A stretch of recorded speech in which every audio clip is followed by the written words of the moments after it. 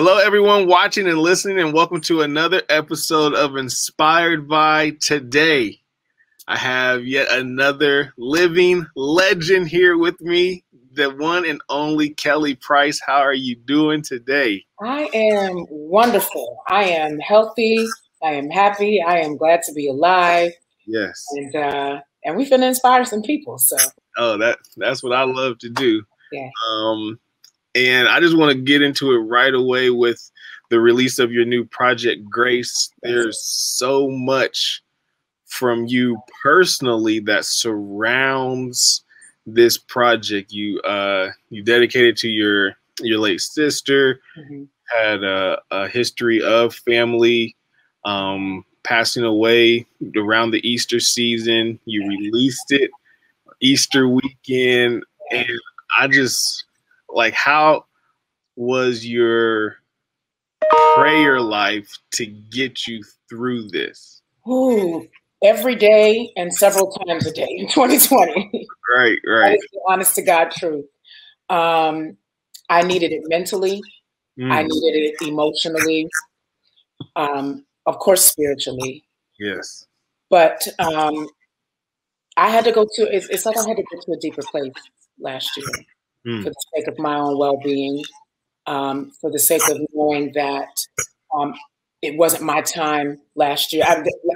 We all dealt with a lot last year, but there were literally some days like, what's going on? Like, why am I even here? Is the world getting ready to come to an end? Like, if it's just, if I don't have to wake up tomorrow, God, I can go to heaven. Like, I had those moments. But it wasn't my time to go. In fact, it was the dawning of what I now know to be a new season in my life that will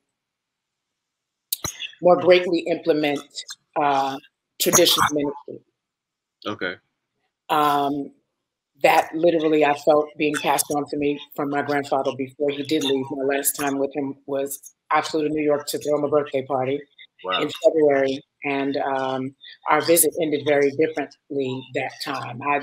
With empty nesting and having the freedom to kind of move around and have to worry about anybody to keep the kids or the dog or that kind of thing. I took advantage. I've literally taken advantage of that over the course of the last 6 or so years, particularly since moving back to the East Coast. And I would fly up to New York once a month to spend time with my grandparents. And so we would spend that time, and then my grandfather would pray us out. He would pray us out before I would leave to fly back home.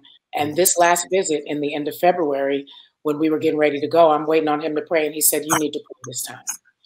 And I'm like, no, Grandpa, you always pray. You always pray us out. Like, you got to pray. And he said, no, I want you to pray. I want you to pray.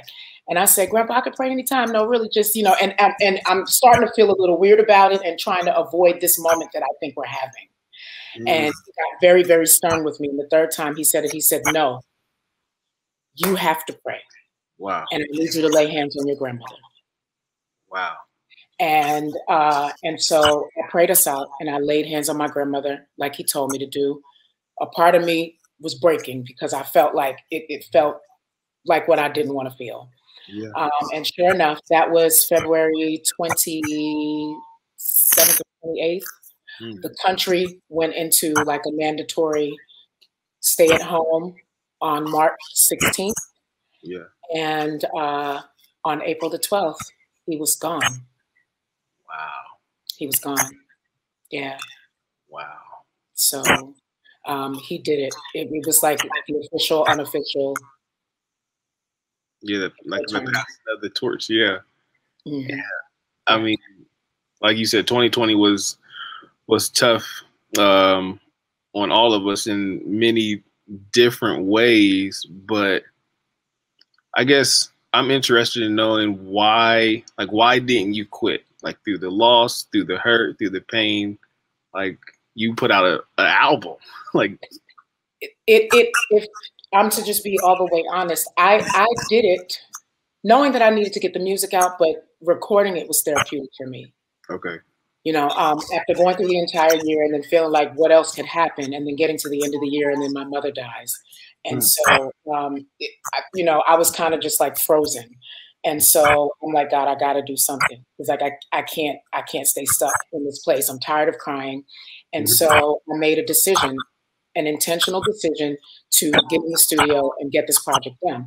And so I called EJ Gaines at Motown, and I think he was expecting me to say, you know, I've had another death, I need to push this project off again. And much to their surprise, I said, no, I'm going in to finish it. And we need it out. And I need for this project to come out like Easter weekend. And that was me being intentional and taking back that time in my life. I lost my sister on Easter Sunday 7 years ago, lost my grandfather on Easter Sunday last year, lost my mother at the end of last year. I actually had a cousin that right in between my sister and my grandfather, lost her that weekend. My grandmother suffered a double stroke on Easter Sunday morning in 2016. And so that time of the year had started to take on a different meaning for me, other than how I was raised on it. That was always a celebratory time, specifically with being raised in the church by you know, everybody in the family being a preacher and that kind of thing. It's celebratory. We're celebrating the fact that Jesus chose to die so that we could be restored to the Father.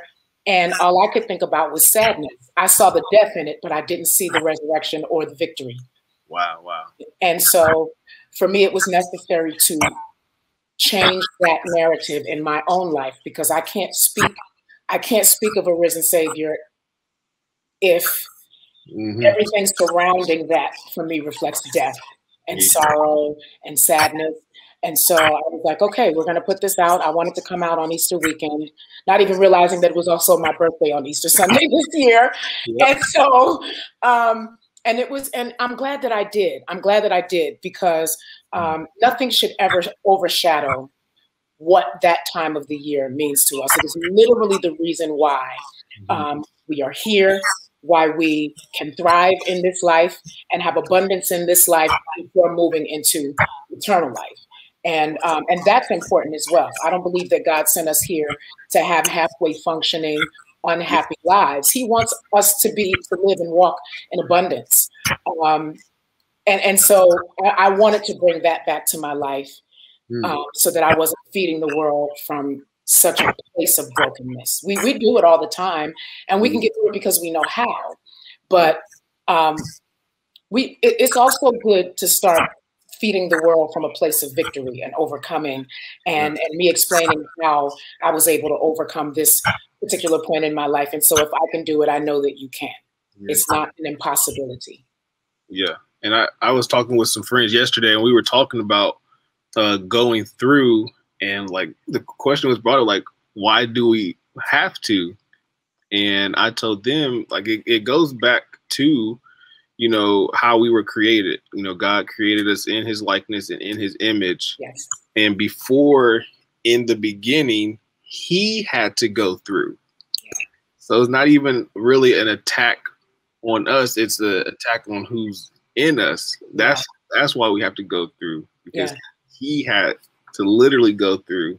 And that's why we're here, because he went through. Yes.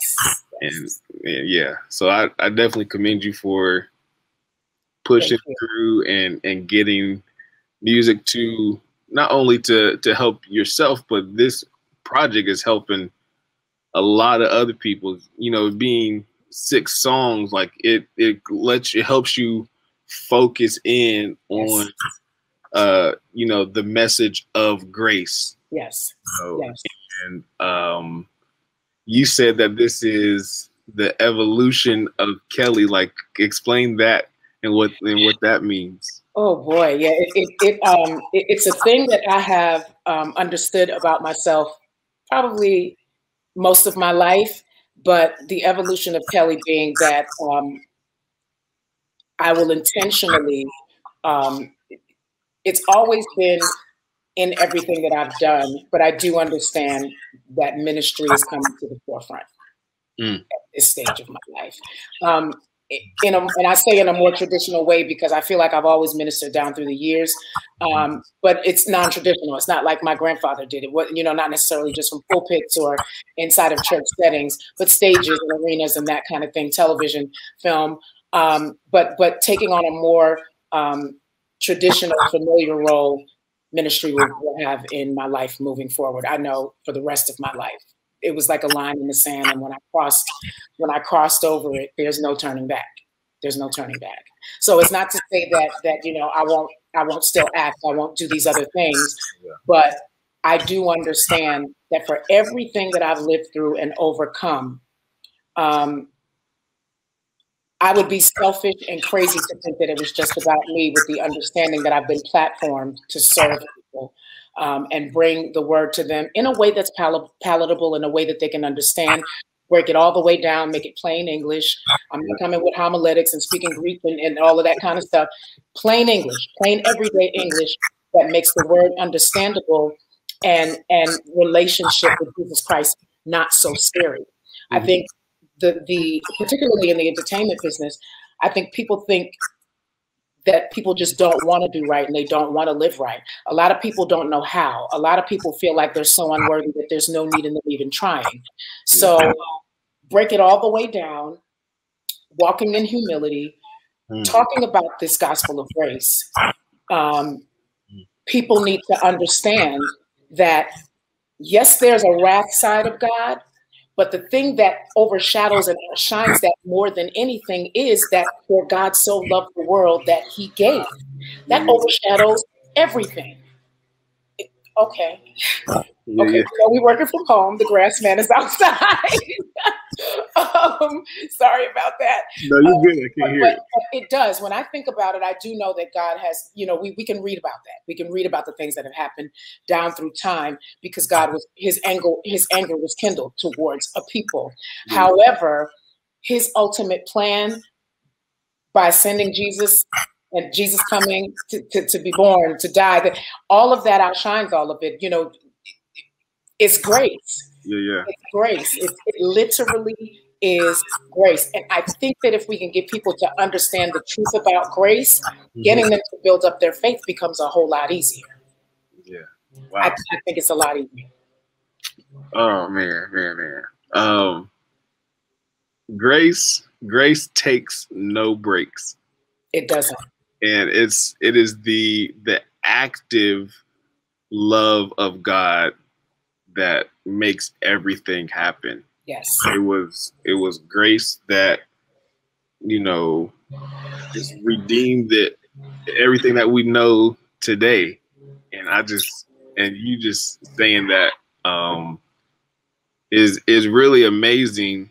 And you are as long as you've been doing music, I still feel like is someone that is underrated because of, I mean, you've done multiple genres of music. You go, like you said, you're on the TV, you're in movies. And I just wonder, like, through all of that, through the longevity of your career, what is the evolution of your relationship with God through all of that? Ooh, you know, what's most interesting, and people would know it obviously because it wasn't like I was wearing a sign, you know, on my back or whatever. But the more I was in it, the more I had to stay in God's face. Like I literally had to stay in God's face. It was my job, but it was also my assignment. And so when you think about Joseph and what he did and how he served in the Bible, when you think about the 3 Hebrew boys and what they did and how they served, where they served. But when you think about all of these places, you're talking about people who were a part of God's chosen, and they were working and serving in pagan societies. They were working for people that didn't even acknowledge that their God, forget that he was, they just didn't even acknowledge that he was. They served other things. They served statues. They prayed to other gods. But it was still the assignment of them to be there and serve that king so that God could show himself in all of that. And so being as deeply embedded in this industry as I've been over the course of the last 29, 30 years, I had to really stay in God's face. The one thing he would say to me over and over and over again is, remember your assignment. Wow. Remember your assignment. This is not about, it was never about me. I understood that from the very beginning. It was never, ever, ever about me. I had to steer clear of a lot. I said no to a lot more than I ever said yes to.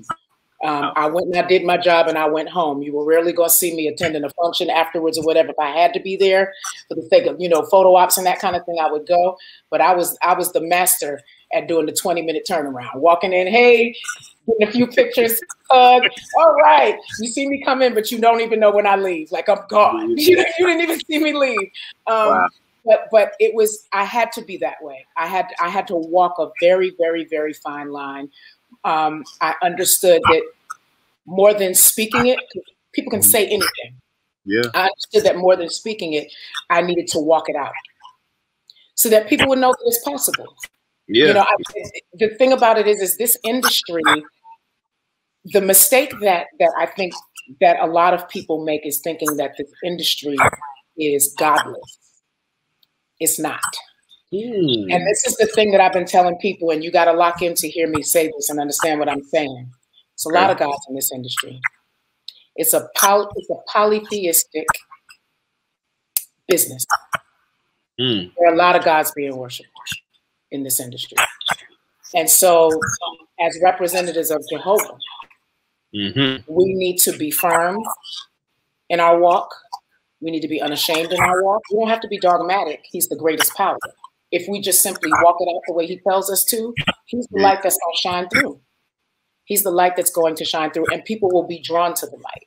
So you don't have to come in loud. You don't have to come in, you know, with a megaphone. You don't have to come in, you know, you don't have to do any of that. Walk in it. People will see different.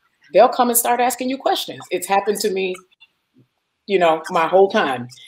And that's to me the sweetest thing, because you're not invading anybody's space. You're not bombarding them with your whatever. You know, I had to be able to work with people where all kinds of stuff was going on in the studio while I was there working with the artists that I was working with. And eventually going back to work with them repeatedly over and over and over again, I never had to say anything. Their behavior would just change because they didn't want to offend me. Yeah. You know what I mean? Yeah. So numerous rappers I can name who, after coming into the studio with me, they wouldn't light up a blunt with me in the room. They wouldn't do it. They just came to respect me to the degree that, and I never had to say anything about it. Yeah.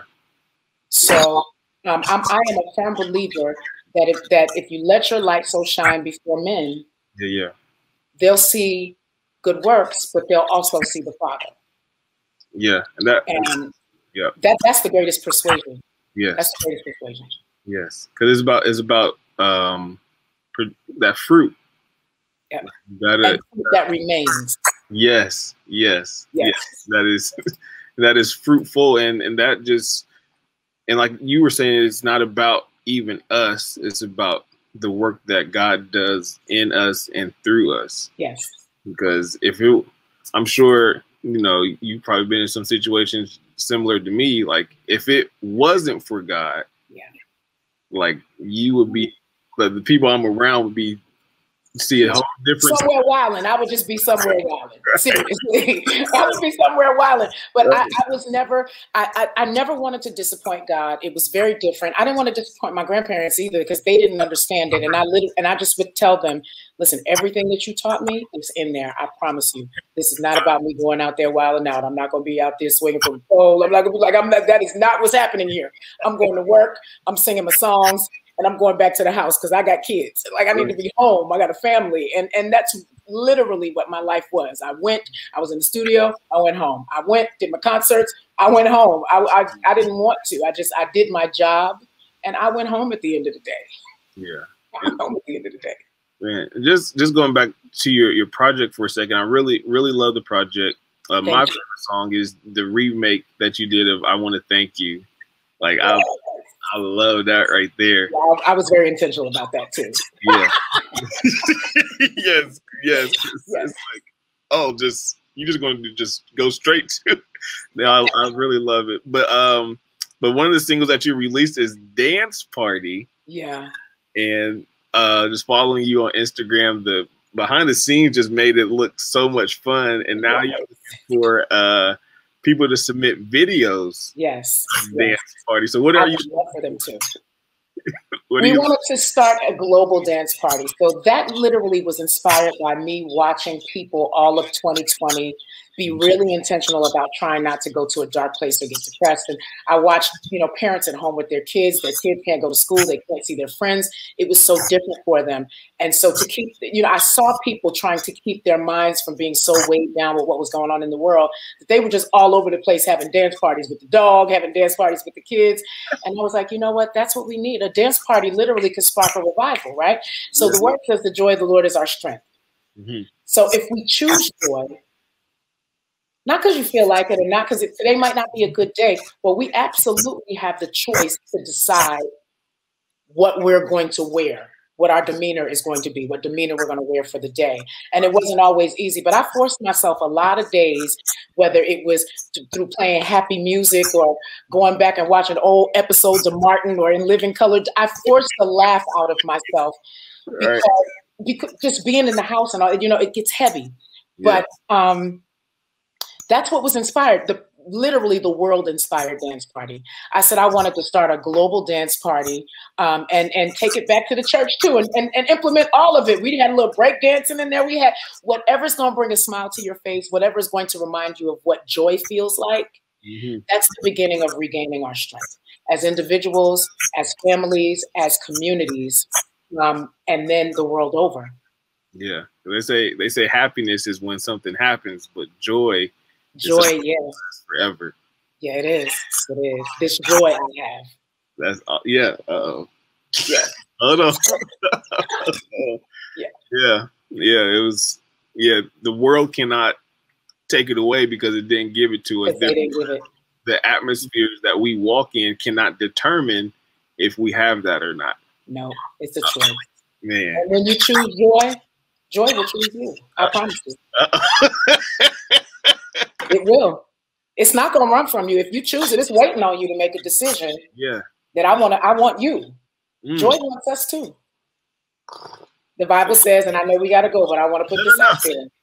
He gives us beauty for ashes, the oil of joy for mourning, and the garment of praise for our spirit of heaviness. Yes. It's waiting on us. We got to receive it. And put it on. Put it on. Yes. Like a garment. You can decide to put it on. Yes. Wow. So before we wrap up, I just want you to fill in the blank with as many words as you want to. Okay. A game. I love it. So my name is Kelly Price, and I'm inspired by blank.